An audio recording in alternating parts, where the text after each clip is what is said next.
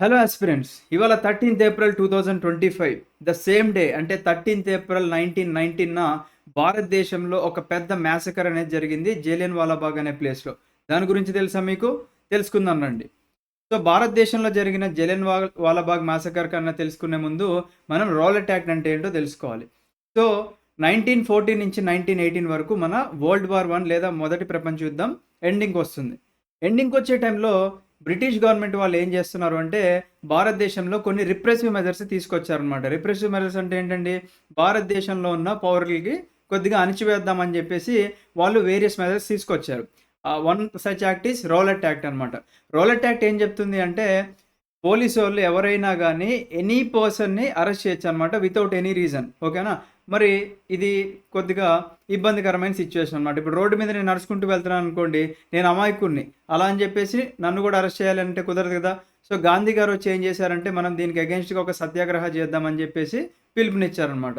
So, ఇది మార్చ్‌లో జరిగిన ఇన్సిడెంట్. తర్వాత ఏప్రిల్‌లో బైసాఖి ఫెస్టివల్ లేదా వైశాఖి ఫెస్టివల్ అని చెప్పేసి సిక్కులు ఉంటారు కదండీ! వాళ్ళు జరుపుకునే ఫెస్టివల్ అనమాట.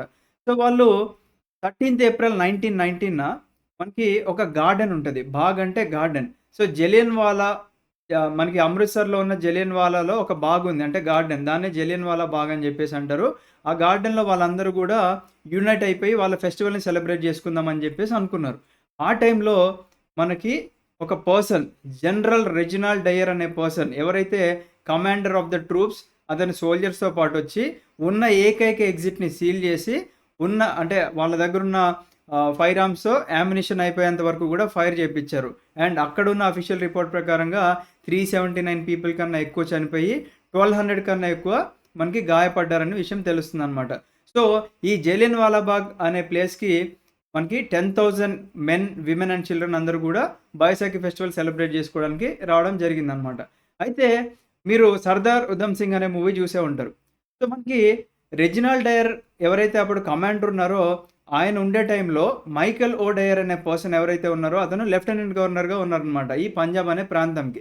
సో, ఈ రెజినాల్డ్ డయర్ చేసిన ఇన్సిడెంట్‌ని మైకేల్ ఓ డయర్ గారు ఏం చెప్పారంటే, "నువ్వు చేసిన పని కరెక్టే" అని చెప్పేసి మనకి ప్రెస్ స్టేట్మెంట్ ఇవ్వడం వల్ల మన సర్దార్ ఉధమ్ సింగ్ గారికి ఎక్కడో కాలి ఆయన ఒక స్కెచ్ ఏసారు. ఆ స్కెచ్ వేసి కొన్ని సంవత్సరాలు దాని మీద వర్కౌట్ చేసి 1940లో లండన్‌లో మనకి మైకేల్ ఓ డయర్‌ని చంపడం జరిగిందనమాట. సో, ఇక్కడ కనిపించే పర్సనే మనకి 'సర్దార్ ఉధమ్ సింగ్.' ఈ మూవీ కూడా మీరు చూడండి, చాలా బావుంటుంది. ఇలాంటి మరిన్ని ఇంట్రెస్టింగ్ ఫ్యాక్ట్స్ తెలుసుకోవడానికి వీఐపీఐఎస్ అకాడమీ యూట్యూబ్ ఛానల్‌ని అండ్ అలాగే టెలిగ్రామ్‌ని సబ్స్క్రైబ్ చేసుకోండి. Thank you.